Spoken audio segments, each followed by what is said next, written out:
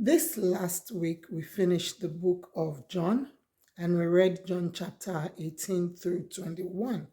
And it's also an account of how Jesus was betrayed, how he was crucified, and how he was raised from dead by God.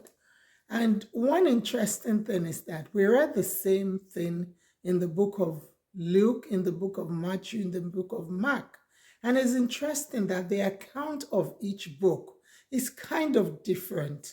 And it just made me remember something, that what they say is that when you're giving an information to someone, what I mean is, let's say I told my friend ABC, and then my friend is trying to tell another friend, and instead of saying ABC, she says ADEF.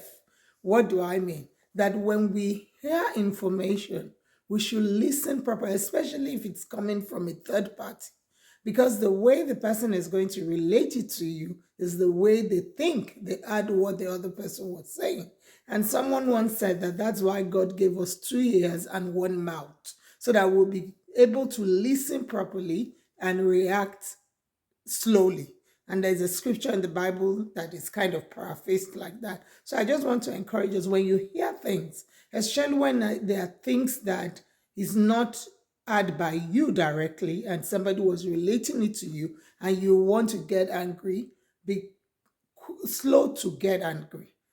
Be sure that you understand what the person is saying. And that's why sometimes when I'm on the call with maybe a customer service person and they say something, I repeat what they said to them just to clarify that we are on the same page. And then when we get to the book of Acts, in Acts chapter 1, 2, 3, we see the disciples actually doing what Jesus sent them to do. He said they should go into the world and preach the gospel. And that's what they were doing in Acts chapter 1, 2, 3.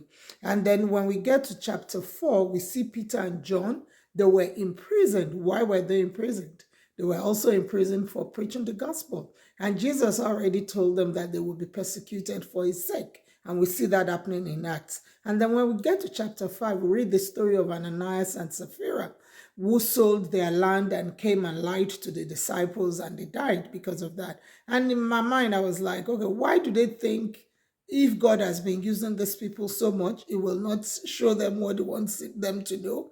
And so there's nothing hidden under the sun. Even when you do something in secret and you think nobody saw you, I want you to remember that even if nobody saw you, God saw you. So whatever you're going to do that you know that is not right, don't do it.